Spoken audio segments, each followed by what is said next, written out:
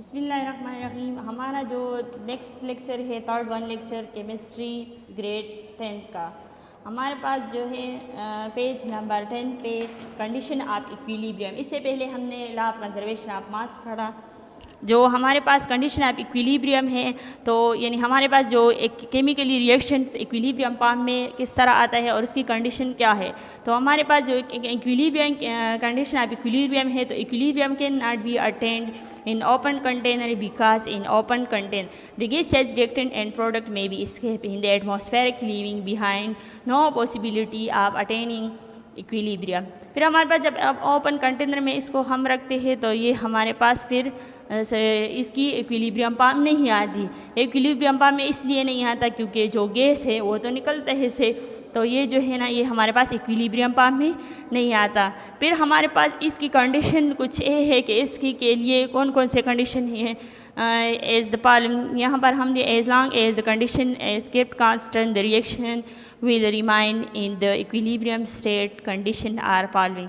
Concentration number first है concentration of reactant and product, second है temperature of the system, third है pressure of the system, fourth number है volume of the system और fifth number है catalyst if used in the system remain अनचार्ज। हमारे पास ये जो है ना ये कंडीशन इक्विलिब्रियम फॉर्म में एक केमिकल रिएक्शन को लेकर आते हैं। हमारे पास जो नेक्स्ट टॉपिक है वो है हमारे पास page number 12 equilibrium constant and its units. Equilibrium constant and its units हमारे पास पहले इसकी डिफिनीशन है कि equilibrium constant in the ratio of the product of the concentration of the product of the concentration of the reactant at equilibrium state. जो हमारे पास एक प्रोडक्ट के फॉर्म में आ जाते हैं रिएक्टेंट से प्रोडक्ट फॉरवर्ड रिएक्शन हो जाती है, फिर हमारे पास प्रोडक्ट बन जाते हैं, उसके बाद रिवर्स डायरेक्शन में आ जाते हैं और दोबारा रिएक्टेंट बन जाते हैं, तो हमारे पास ये इक्विलिब्रियम कांस्टेंट में आ जाते हैं। तो हमारे पास यहाँ पर एक फिगर दिया है 9.3 इक्विलिब्रियम कांस्टेंट के सी हमारे पास जो है वो इक्विलिब्रियम कांस्टेंट है के हमारे पास इक्विलिब्रियम कांस्टेंट और सी शो करते हैं हमारे पास टर्म ऑफ कंसंट्रेशन। हमारे पास जो प्रोडक्ट हमने ऊपर लिखा है सी डी जो हमारे पास आया था वो प्रोडक्ट था, इससे पहले हमने रिएक्शन पढ़ा था, और ए भी हमारे पास रिएक्टेंट था।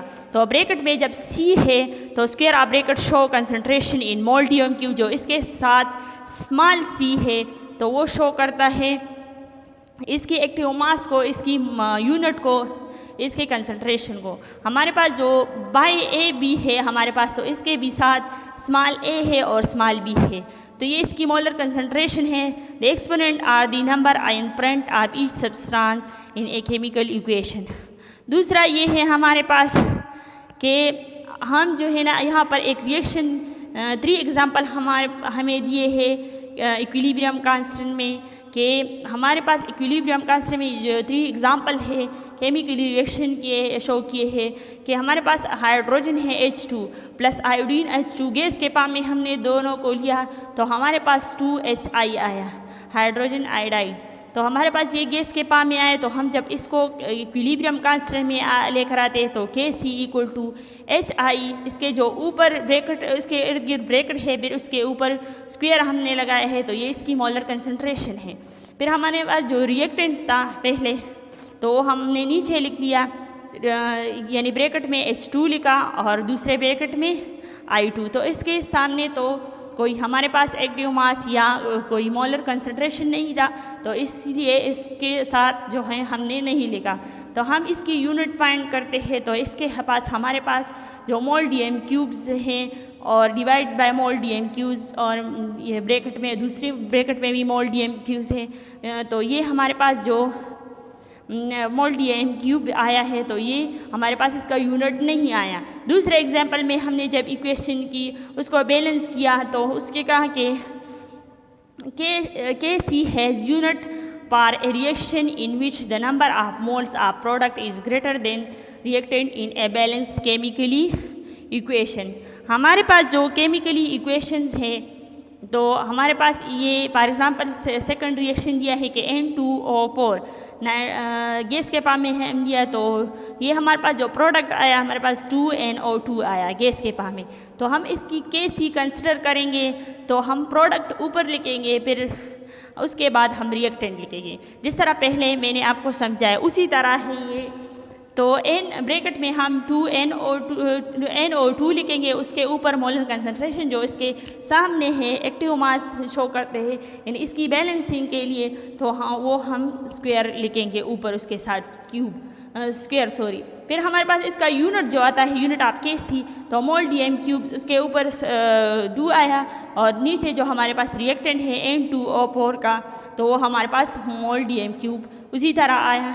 तो उसकी जब हमने फाइंड आउट की तो हमारे पास उसका यूनिट निकल आया मोल DM क्यूब्स माइनस मोल DM क्यूब जो आया है। फिर हमारे पास थर्ड भी इसी तरह एग्जाम्पल है, वो भी इसी तरह बिल्कुल इसका यूनिट आया। इस तरह ये है, ये थर्ड नंबर है, बिल्कुल उसी तरह के हमारे पास अमोनिया है NH3। पहले हमने N2+3H2O गैस के फॉर्म में लिया, रिएक्टेंट था ये हमारे पास, तो ये फॉरवर्ड रिएक्शन में अमोनिया पे कन्वर्ट हुआ गैस के फॉर्म में। फिर हमारे पास ये वापस भी रिवर्स डायरेक्शन में भी आता है, तो हमने इसकी यूनिट मालूम की, ये हमारे पास 1/मोल DM क्यूब्स स्क्वायर आया। इसके बाद जो नेक्स्ट पेज है हमारे पास, ये कैलकुलेशन है थोड़ा, ये इससे पहले मैंने आपको समझाया, ये आसान है, इतना मुश्किल नहीं है। हमारे पास जो एक एग्ज़ाम्पल दिया है पेज 14 पे, एग्ज़ाम्पल नंबर 9.3, ये आपको समझ में आ जाएगा कि ये किस तरह है। हमारे पास इसने हाइड्रोजन के पाम गैस के पाम में लिया और आयोडीन, या जैसे मैंने इससे पहले जो फर्स्ट एग्ज़ाम्पल बताया, यहाँ पर हमारे पास एग्जाम्पल में कहा कि in the equilibrium mixture the concentration of hydrogen and iodine is 0.04 moles and each while that the hydrogen iodine is 0.08 moles per DM cubes, find Kc of the following, यानी हम इसका कांस्टेंट इक्विलिब्रियम कांस्टेंट फाइंड करते हैं। तो वो किस तरह करेंगे कि हमारे पास H2 है, वो हमारे पास 0.0 गिवन डेटा को आप देखें कि H2 है ब्रैकेट में हमारे पास, तो वो है 0.04 मोल बाय DM क्यूब। दूसरा हमारे पास आयोडीन है I2 0.04 मोल बाय DM क्यूब, वो दोनों से जो है ना सेम है। तो हमारे पास हमारा प्रोडक्ट जो आया, ये रिएक्टेंट का प्रोडक्ट जो आया वो आया 0.08 मोल DM क्यूब HI हमारे पास जो प्रोडक्ट आया। तो हम इसकी Kc फाइंड करते हैं, यानी इक्विलिब्रियम कांस्टेंट। तो किस तरह करें, उसी तरह लिखेंगे कि the equilibrium expression, chemical equilibrium expression इस Kc equal to HI, product हम ऊपर लिखेंगे, उसके ऊपर जो मोलर कंसंट्रेशन है उसके सामने, यानी इसको बैलेंस करने के लिए जो सामने 2 लगा है तो वो ऊपर लिखेंगे, और नीचे हम रिएक्टेंट के फॉर्म में H2 ब्रैकेट में लिखे और I2 ब्रैकेट में लिखेंगे। उसके बाद जो हम इसकी कंसंट्रेशन मालूम कर देंगे, तो हम इसी तरह उसकी जो वैल्यू होती है हमारे पास गिवन डेटा में वही लिखेंगे कि हमारे पास Kc है इक्वल टू जो हमारे पास है 0.08 इसके ऊपर जो 2 लिखा है ये मोलर कंसंट्रेशन है, बीच नीचे हमने 0.04 एक ब्रैकेट में लिखा है, ये हाइड्रोजन के लिए है, और दूसरा आयोडीन के लिए है 0.04 ब्रैकेट में, तो ये आयोडीन के लिए है। दोनों को हमने इस पर डिवाइड किया तो हमारे पास जो इक्विलिब्रियम कांस्टेंट था वो हमारे पास 4 आ गया। इस तरह ये सेकंड इक्वेशन एग्जाम्पल भी है, इसी तरह है बिल्कुल, यानी इसके सिर्फ नंबरिंग है, ये हमने कार्बन डाइऑक्साइड वाटर को हमने जो है ना फाइंड किया है। इसके बाद जो है ना ये आप खुद भी कर सकते हैं, बिल्कुल इस 9.3 एग्जाम्पल की तरह है ये 9.4 एग्जाम्पल। अब जो हमारे पास नेक्स्ट टॉपिक है ये हमारे पास पेज नंबर 15 पे important application of equilibrium constant. हमने जो पढ़ा है इससे पहले उसके बारे में इम्पोर्टेंस दिया है कि इक्विलिब्रियम कांस्टेंट के बारे में, तो हमने यहाँ पर पढ़ते हैं कि क्या 9.4 important application of equilibrium constant.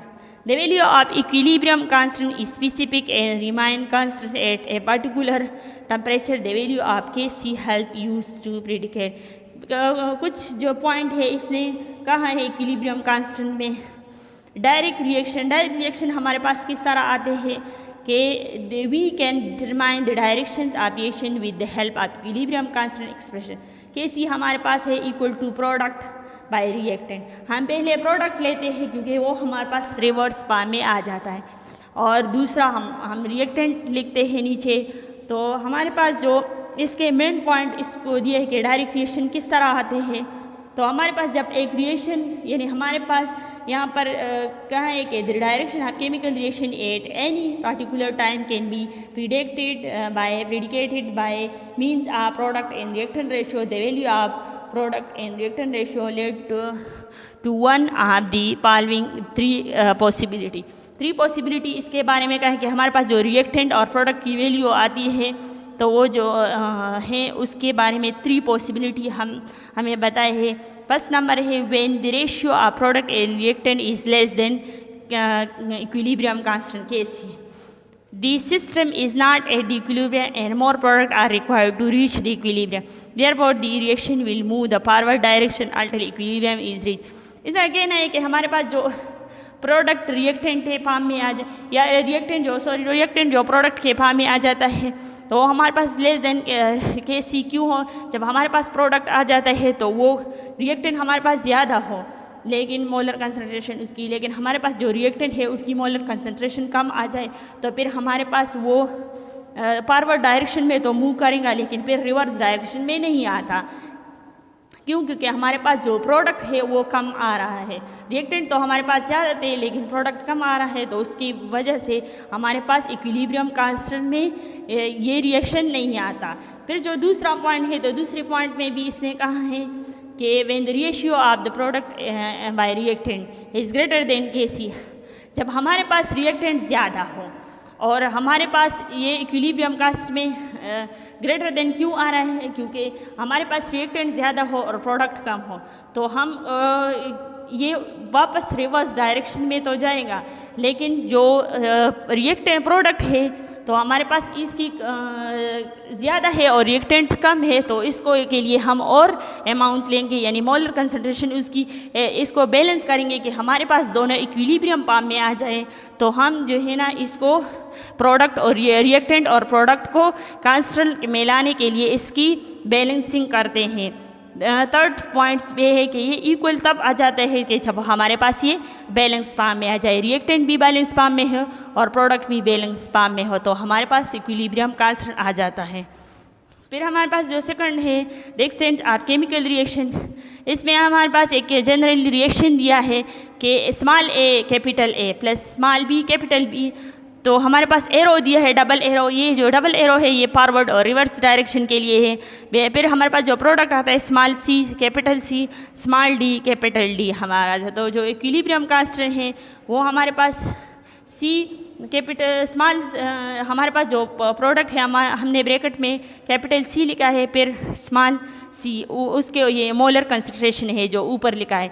फिर डी है हमारे पास ब्रैकेट में तो जो स्मॉल डी लिखा है ये मोलर कंसंट्रेशन। इस तरह हम रिएक्टेंट भी लिखते हैं ए और इसके पास स्मॉल ए है, इसके बाद बी है जो उसके साथ भी हमने स्मॉल बी लिखा है, ये मोलर कंसंट्रेशन है इसकी। फिर हमारे पास यही कहा है कि दे के सी इज फर्स्ट नंबर इसमें पॉइंट दिया है कि K C is very small. तो ये हमारे पास जब रिएक्टेंट हमारे पास के सी स्मॉल क्यों आ रहा है कि हमारे पास जो रिएक्टेंट लार्ज अमाउंट में हो इसकी कंसंट्रेशन ज़्यादा हो और प्रोडक्ट हमारे पास कम अमाउंट में आ जाए। वही दोबारा बात है डायरेक्ट रिएक्शंस में जिस तरह मैंने कहा तो ये हमारे पास फॉरवर्ड डायरेक्शन में तो जा सकता है लेकिन फिर ये रिवर्स डायरेक्शन में नहीं आ जाए। क्यों? क्योंकि हमारे पास प्रोडक्ट तो कम अमाउंट में आ जाता है, प्रोडक्ट हमारे पास इक्विलिब्रियम स्टेट नहीं जाहिर करता। फिर हमारे पास ये जो है ना इसके लिए अमाउंट की ज़रूरत के प्रोडक्ट भी हमारे पास बैलेंस आ जाए और रिएक्टेंट तो ऑलरेडी ज़्यादा है तो ये हमारे पास फिर बैलेंस पार्ट में इक्विलिब्रियम पार्ट में आ जाता है। दूसरा कि K C is very large हो तो हमारे पास जब रिएक्टेंट स्मॉल अमाउंट में हो और प्रोडक्ट हमारे पास लार्ज अमाउंट में हो यानी रिएक्टेंट हमारे पास कम हो अनबैलेंस हो और उससे जो प्रोडक्ट बने वो हमारे पास बैलेंस आ जाए तो हमारे पास जो फिर भी ये इक्विलिब्रियम कांस्टेंट में नहीं आता। क्यों? क्योंकि जो प्रोडक्ट हमारे पास ज़्यादा हो तो ये रिवर्स डायरेक्शन में तो आएगा लेकिन रिएक्टेंट जो है ना ये फिर दोबारा फॉरवर्ड डायरेक्शन में नहीं जाता, इक्विलिब्रियम कांस्टेंट में ये नहीं होता। फिर अगर हमारे पास K C is neither very large nor very small, ना हमारे पास लार्ज हो ना स्मॉल हो, दोनों इक्विलिब्रियम फॉर्म में हो तो उसी में यानी रिएक्टेंट और प्रोडक्ट तो दोनों में रिवर्स फॉरवर्ड डायरेक्शन दोनों हो रहे तो ये एक क्लोज कंटेनर में हो तो ये हमारे पास बैलेंस फॉर्म में आ जाता है। बस इसकी कंडीशन ये है कि थर्ड नंबर पॉइंट इसकी कंडीशन है कि इसमें चेंज ऑफ प्रेशर और टेम्परेचर एंड कंसंट्रेशन। बस ये है, हमारे पास इस चैप्टर कंप्लीट हो गया है। Thank you.